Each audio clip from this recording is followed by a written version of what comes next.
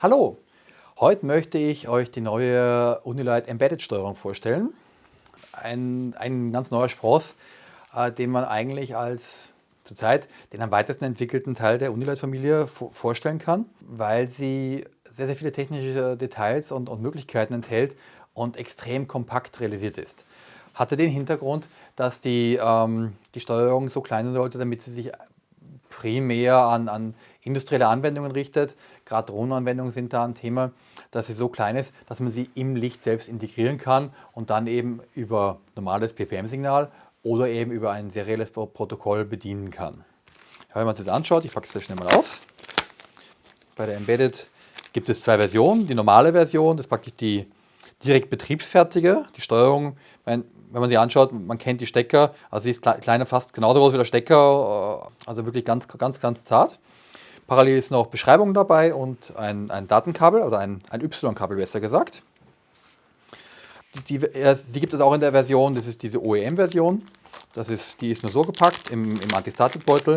Da ist wirklich nur die reine Elektronik mit der Software integriert und das Kühlblech dazu, aber keine Kabel und kein Anschluss. Die ist wirklich dazu gedacht, dass man sie direkt in eine Anwendung direkt einbauen kann, weil die Steuerung auch Temperatur messen kann und auch auf die Temperaturänderungen reagieren kann. So gesehen kann sie direkt als Überwachungsmittel für Lichter verwendet werden. Technischen Daten sind eben Gewicht 1,5 Gramm, also nicht wirklich nennenswert. Wir haben 3 Ampere Betriebsstrom und 5 Ampere Maximalstrom, der bewegt werden kann.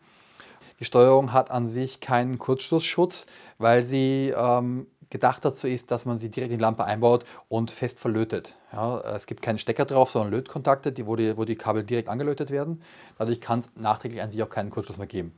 Okay, ganz am Anfang, aber da sollte derjenige, der es auflötet, entsprechend aufpassen. Also daher ist sie direkt eingebaut. Man kann sie direkt betreiben. Ich nehme einfach mal einen Servotester und stecke sie mal an.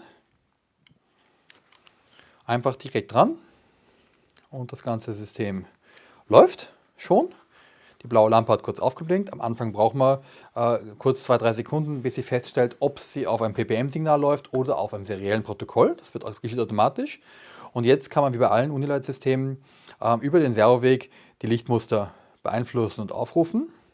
Es ist so realisiert, dass die Steuerung 1,5 Kanäle hat, nennen wir es normalerweise. Das heißt, ein Kanal wird nur mitgeschaltet. Also ein Kanal ist frei programmierbar, frei konfigurierbar und der andere Kanal wird nur mitgeschaltet mit dem ersten. Das richtet sich prinzipiell für diese Dual-Lichter, die dann gleich 2 Kanäle in einer Funktion drin haben. Das heißt, wenn ich hochfahre mit dem Servoweg, kommen die Lichter an und entsprechend an. Man sieht es da recht schlecht. Ich wechsle mal auf eine, die habe ich schon vorher, da ist schon ein Dual-Licht angeschlossen. Das macht es vielleicht ein bisschen leichter.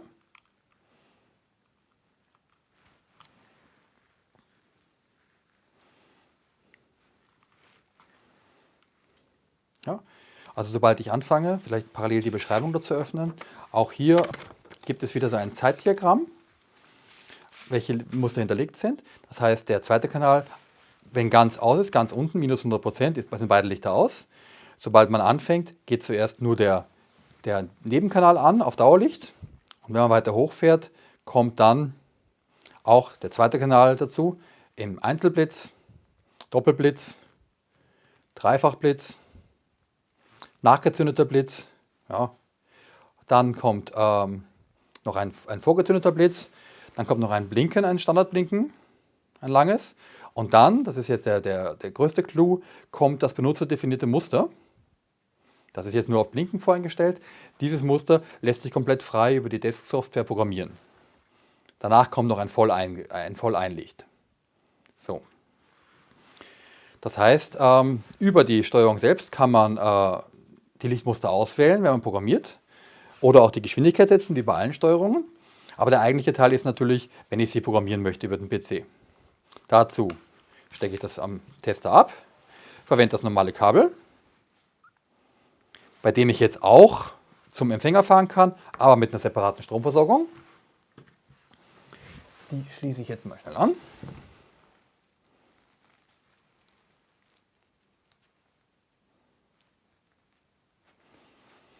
Am Anfang prüft die Steuerung wieder, ob sie ein PPM-Signal vom Empfänger oder ein Datensignal bekommt. Wenn sie nichts bekommt, glaubt sie, sie kriegt das Datensignal noch. Also wir können sie mal so laufen lassen. Sie geht in den voreingestellten Modus. Jetzt schließen wir das Programmierkabel an. Okay. Auf dem PC starten wir die Desk-Software. Die läuft jetzt. Dann schließen wir das hier zusammen. Wieder Signal auf Signal, Masse auf Masse. Wichtig ist jetzt, dass die Steuerung weiß, dass sie im Datenmodus ist. Entweder steckt man jetzt erst mit Strom an oder hat es vorher gemacht, aber auf jeden Fall darf kein Empfänger angeschlossen gewesen sein. Sonst kann natürlich keine Kommunikation funktionieren. Im Desk wähle ich jetzt aus die Embedded-Steuerung. Wähle jetzt auch gleich mal wieder alle Einstellungen, damit ich zeigen kann, was geht. Wähle hier den COM-Port des Programmierkabels aus. Sage verbinden. Nach kurzer Zeit beginnt schalten die Schriften auf weiß, das heißt, die Verbindung steht. Man sieht das auch hier, an dem Programmierkabel gibt es eine Lampe. Die Lampe leuchtet rot, wenn die Verbindung da ist. Wenn ich das abstecke, geht die Verbindung verloren und die Lampe fängt an zu blinken. Also blinken bedeutet Verbindungsversuch, leuchten bedeutet, es passt, Software läuft, ich kann Einstellungen tätigen. So, jetzt schauen wir uns die Software hier mal an, welche Möglichkeiten bestehen. Wir fangen mal oben an. Wir können hier die Umlaufdauer des Lichtsignals beeinflussen. Also wenn ich auf den Text draufklicke, habe ich immer eine zusätzliche Information, was jetzt gerade abläuft. Ich kann die Geschwindigkeit schnell und langsam stellen. Ich kann die Schaltübergänge definieren, also wie schnell das Signal kommt. In dem Fall haben wir ein Blitzmuster, da macht das nicht wirklich so viel Sinn, das Doppelblitzmuster. Ich kann mal ändern wir mal das ein bisschen ab, sagen wir den Blinker. Ja, jetzt blinkt das Licht. Jetzt macht das sehr wohl Sinn, dass man den Schaltübergang langsam stellt.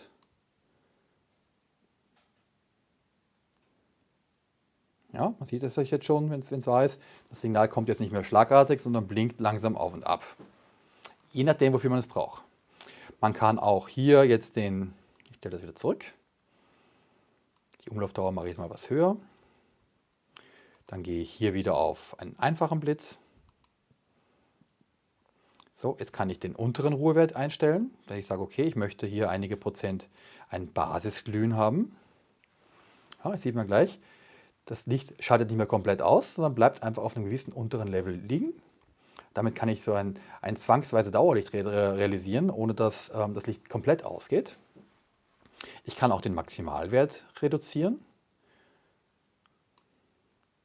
ja, dass der Blitz nicht mehr ganz so intensiv hell ist, wie er vorher war und auch das Positionslicht schwächer wird. Und dann kommt es zum interessanten Faktor des Lichtmusters. Das heißt, ich kann mein benutzerdefiniertes Muster auswählen. Das, was im Bild zuletzt kommt. Custom hier. Vielleicht sollte ich vorher noch den Ruhewert wieder ausschalten und zurückschalten. Jetzt kann ich dieses Lichtmuster komplett frei editieren. Ich kann gleich mal mit dem Shortcut sagen, alles aus. Dann kann ich anfangen, editieren. Ich mache 3 Punkte, schiebe das rüber, mache hier nochmal 3 Punkte. Kriege jetzt ein Doppelblinkmuster mit Intervall. Kann jetzt hier noch einen einfügen. Zack, zack, zack. Genauso wird jetzt das Muster definiert, wie ich es hier einstelle. Ich kann es auch noch verschieben. Macht bei einem Einzellicht relativ wenig Sinn. Aber es kommt auf die Anwendung an. Das ist einfach ein Punkt. Man kann, hier hat man gleich Schnellauswahlmöglichkeiten, um das Programmieren zu erleichtern. Ja, Pseudomuster, doppeltes Pieken, je nachdem, wie man das haben möchte. Ja, und hat damit einen komplett frei definierbaren Lichtkanal mit freiem Blinkmuster. So, des Weiteren geht es dann vorwärts mit den Spannungseinstellungen. Momentan wird die Versorgungsspannung gemessen mit ca. 8,1, 8,2 Volt. Klar, die volle Batteriespannung liegt an, frisch geladen. Ich kann jetzt hier definieren eine Abschaltspannung, also einen Unterspannungsschutz. Wenn ich sage, bei 6 Volt soll das System dann in Unterspannungsschutz gehen, macht das da. Und ich kann sogar hier noch einstellen, wie empfindlich diese Abschaltung reagieren soll. Dann kann ich noch ein Temperaturhandling machen. Momentan wird gemessen ungefähr 32 Grad. Das ist jetzt nicht ganz so genau, aber ist natürlich durch die Eigenerwärmung entsteht da etwas. Ich kann sagen, jetzt eingestellt ist bei 65 Grad, macht er eine Abschaltung oder eine Leistungsanpassung. In dem Fall, je nachdem, was man hier wählt, heißt Abschaltung, er dreht einfach ab, es ist zu warm. oder Leistungsanpassung ist, er reduziert die Lichtleistung so lange, bis das Licht kalt genug ist, dass es dauerhaft weiterlaufen kann. Das liegt dann aber am Licht, an der Leistung, am Modell, an der Umgebungstemperatur, alle möglichen Faktoren. Weiter unten kann ich auch noch die Temperatur kalibrieren und auch die Empfindlichkeit dieser Abschaltung bestimmen. Weiter unten gibt es noch einige andere, sehr systemnahe Geschichten. Firmware-Version, klar, Datenzustand. Dann gibt es noch hier unten die Zeitbasis Empfänger, ist ein interessanter Punkt. Normalerweise, dazu drauf drückt, es gibt einen Text dazu. Normalerweise wird der Impuls erzeugt durch eine interne Frequenz.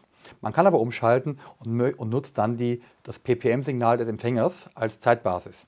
Das ist interessant, wenn man mehrere Lichter in einem Modell verwendet und diese über den Kanal koppelt. Das heißt, in einer Art Bussystem fährt, also alle Module über den gleichen Signal ansteuert und sie synchron laufen sollen. Das heißt, durch die Pulse, die vom Empfänger vorgegeben werden, das sind 18 Millisekunden, 15 Millisekunden, was man einstellt, kann man dann die Lichtmuster erstens synchronisieren und zweitens die Geschwindigkeit vorgeben. Das ist auch eine Sache, die bei synchronisierten Aufgaben durchaus wichtig sein kann. Und hier unten gibt es noch einen schnellen Systemstart. Dann wird der Punkt übersprungen, dass er zu Beginn prüft, ob er ein PPM-Signal hat oder einen Datenmodus und geht gleich in den Datenbetrieb.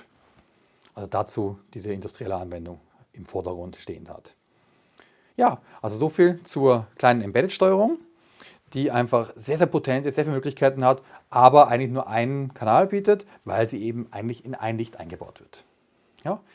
Ich glaube, es gibt einige andere Anwendungen auch im Modellbaubereich, die gerade diese Selbstbaulösungen präferieren. Die Steuerung ist relativ günstig. Damit man kann auch da mehrere Lichter parallel anschließen. Anwendungen gerade in kleinen Segelflugzeugen, wenn ich nur Blitzlichter habe und eigene Muster definieren will. Super klein, super kompakt, baue ich auch ein in schmale Segelflugzeuge. Da lässt sich schon im kleinen Raum sehr viel realisieren. Soweit, viel Spaß beim Probieren. Gibt sicher für jede Anwendung einige Aufgaben. Viel Freude!